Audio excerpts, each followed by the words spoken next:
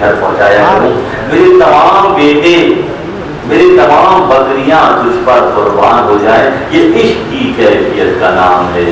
ایک چرواہا اللہ سے محبت، اللہ سے عشق کی وجہ سے اپنے طور پر اللہ کو اپنے جیسا گمان کر کے تمام تر چیزیں اللہ کے لیے قربان کر رہا ہے۔ عشق جو ہے عشقہ سے مشتق ہے۔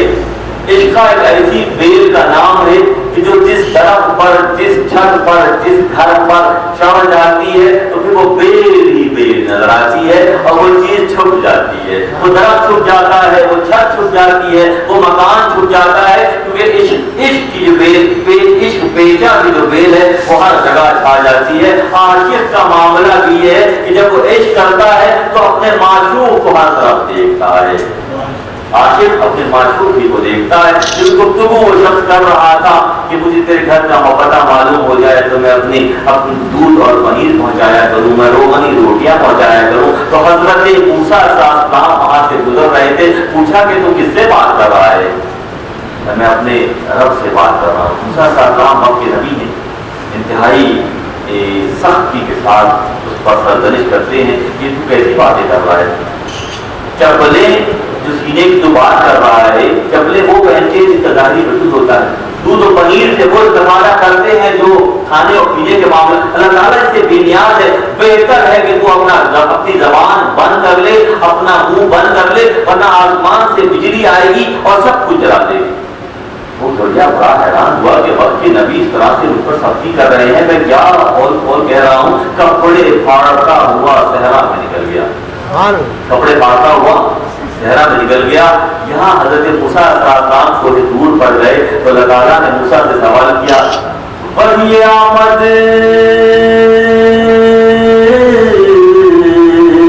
سوی موسیٰ از خدا،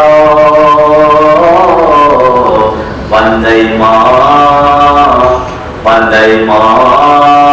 رشما کر دی جدا، تو برائے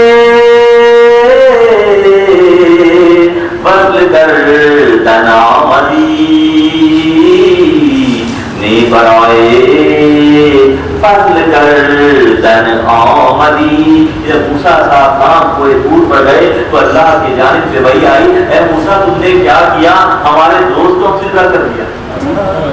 وہ گزریا جو اپنے مینٹل لیول کے مطابق، اسی لیے مولانا فرماتے ہیں کہ اللہ تک پہنچنے کے اتنے ہی راستے ہیں جتنی اللہ کی مخلوق ہے، جتنی اللہ کی مخلوق ہے اتنے ہی اللہ تک پہنچنے کے راستے ہیں، بشرطے کہ لوگ اپنے آپ کو نفی کی منزل پہ لے جائیں۔ وہ گزریا اپنے آپ کو، اپنے سارے مال و متاع کو اللہ کے لیے قربان کرنے کے تیار ہے۔ اس کی وجہ سے تو وقت کے نبی حضرت موسیٰ علیہ السلام پر اللہ کی جانب سے وحی آتی ہے کہ بندہ کر دی اللہ کہ میرے بندے کو تم نے مجھ سے جدا کر دیا، تو برائے فضل کردن آمدی، نے برائے فضل کردن آمدی۔ اے موسیٰ ہم نے تمہیں ملانے کے لیے بھیجا ہے یا جدا کرنے کے لیے بھیجا ہے؟ ہم نے تمہیں ملانے کے لیے بھیجا ہے۔ اب اللہ کی مخلوق کو اللہ سے ملانے کا فریضہ انجام دیتے ہیں انبیاء اور اولیاء۔ یہ انتخاب جب موسیٰ علیہ السلام کو اس انداز سے سختی آئی، میں بہت مختصر یہ حکایت کو حکایت ہے، اس کے بارے میں نے یہ پڑھا ہے بہت علی شاہ خلدت پانی بختی رحمۃ اللہ علیہ کتاب تذکرہ غوثیہ میں جو ان کے خلیفہ ابوالحسن صاحب نے ترتیب دی ہے، انہوں نے یہ واقعہ لکھا ہے کہ یہ مثنوی شریف کی یہ والی حکایت جب پڑھی جاتی تھی تو ہمارے مرشد زار و خطار ہوتے تھے۔ ہم نے زندگی میں تلاوہ کسی موقع پر وہ جاری کرتے نہیں دیکھا، جب یہ حکایت پڑھی گئی تو وہ اپنے آنسو روک نہ سکے کیونکہ یہ عشق کا معاملہ ہے۔ واپس آئے اور ذریعے کی تلاش میں جنگل میں گئے تو آگے جا کے بہت دور جا کے وہ ملا، کہنے لگے اے بندے خدا، جان تجھے ہر چیز کی اجازت ہے، جو جس طرح چاہے اللہ سے بات کر سکتا ہے۔ تو ذریعے نے کہا کہ موسیٰ دیر ہو گئی، جب تم نے اپنے شریعت کی ہنٹر چلایا، شریعت کی چابو چلائی تو اس سے میرے گھوڑے نے ایسی چھلانگ لگائی کہ اب عرش سے بھی آگے نکل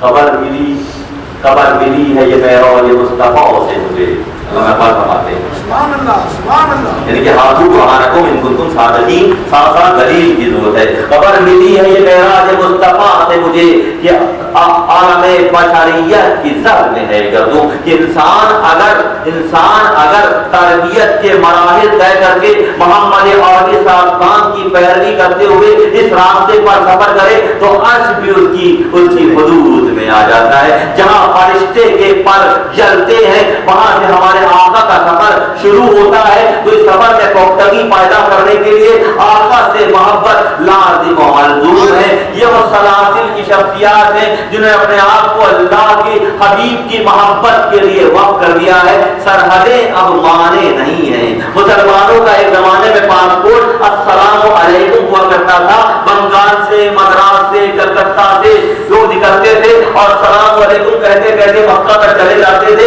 اور گھروں کو واپس آ جاتے تھے. ان جدید دور کے خداؤں نے ان تازہ خداؤں میں بڑا سب سے وطن ہے جو خیرحد اس کا ہے وہ ملت کا کفن ہے. یہ اللہ اقبال فرماتے ہیں ان حدوں کو توڑتے ہوئے آج بھی خواجہ صاحب نے اپنے خصوصی مہمان کو ہمارے پاس بھیج دیا.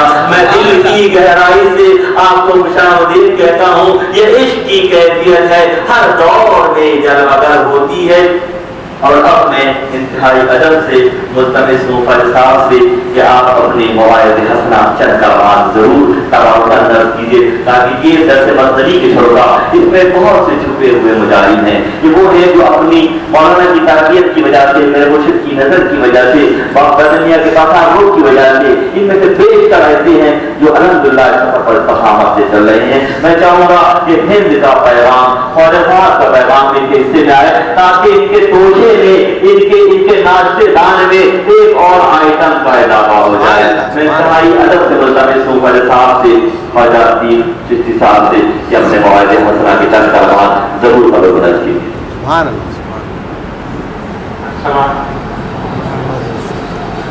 حضرات گرامی، سب سے پہلے تو میں یاد کروں کہ مجھے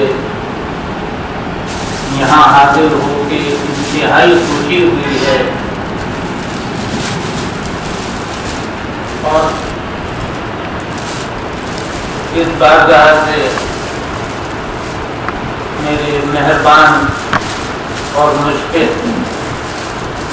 حضرت شفیق صاحب کے خلا کا جو تعلق ہے وہ آپ لوگ جانتے ہیں.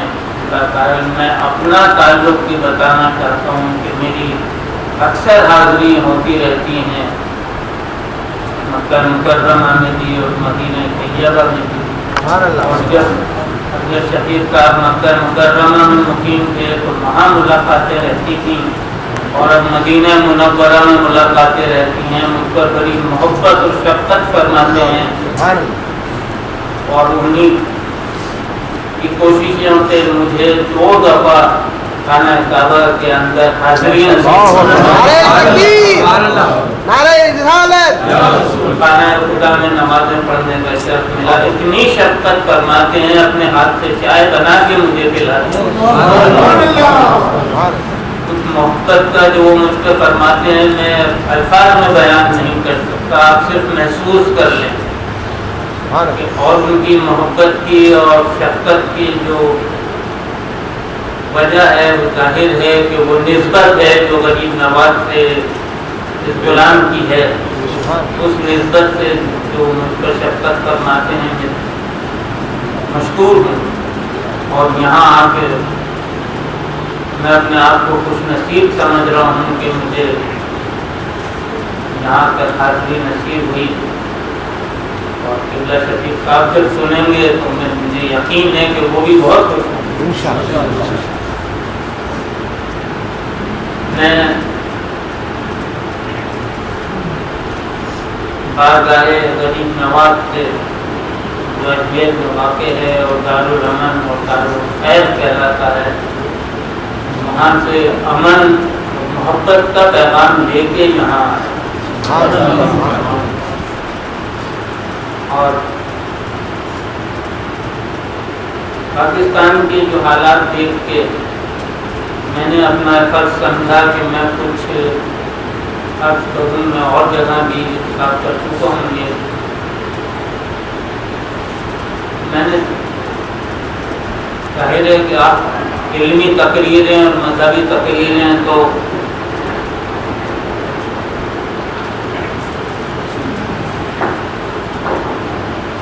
علمی اور ادبی تقریریں تو قبلہ ہمارے جو افراد ہیں ان کے سامنے میں زبان کھولنے کی ہمت ہی نہیں کر سکتا ہوں. بہرحال کچھ جذباتی باتیں آپ لوگوں میں عرض کرنے کی ہمت کرتا ہوں کہ ہمارے سامنے حضور اکرم صلی اللہ علیہ وسلم کی 63 سالہ ظاہرہ زندگی ہمارے سامنے ہے. اس میں سے 40 سال کی عمر ہونے کے بعد آپ نے اعلان نبوت فرمایا. بہت سے لوگ کہتے ہیں نبوت ملی. حضور تو نبی تھے جب آدم نے آپ کو حضور پیدا نہیں ہو گئے تھے, نبی تھے. یہ تو سوال ہی پیدا نہیں ہوتا ہے. یہ تو اعلان ہوا تھا اس دنیا کے لیے, اور اس کے بعد آپ نے اسلام پیش کیا. توجہ طلب میں یہ امر ہے کہ ان 40 سال میں حضور نے کیا, اس وقت نہ نماز تھی, نہ روزہ تھا, نہ قرآن تھا, نہ حج تھا, نہ زکوٰۃ تھی, کوئی عبادت ہی نہیں تھی. تو حضور کیا غار حرا میں عبادت فرماتے تھے؟ حضور فکر فرماتے تھے, اور قرآن بھی ہمیں فکر کی دعوت دیتا ہے. اس 40 سال کے عرصے میں آپ نے جو کام کیا وہ وہی کام تھا جو بنیادی طور پر ایک عظیم عمارت بنائی جاتی ہے. سب سے پہلے توجہ دی جاتی ہے اس کی بنیاد پر. جتنی بنیاد مضبوط ہوگی اتنی عمارت مضبوط ہوگی. اسلام جیسی عظیم الشان عمارت کے لیے بنیاد کیا کیسی ہونی چاہیے, وہ بنیاد آپ نے 40 سال میں دنیا کے سامنے رکھی. وہ تھا کردار, اخلاق, محبت, صداقت, رواداری, شفقت, ایمانداری, امانت داری. اس پائے کی کفار مکہ بھی پکار اٹھے کہ صادق ہو تو ایسا ہو, امین ہو تو ایسا ہو, محبت کرنے والا ہو ایسا, شفقت کرنے والا ہو ایسا. اس کے بعد آپ نے اسلام کو پیش کیا.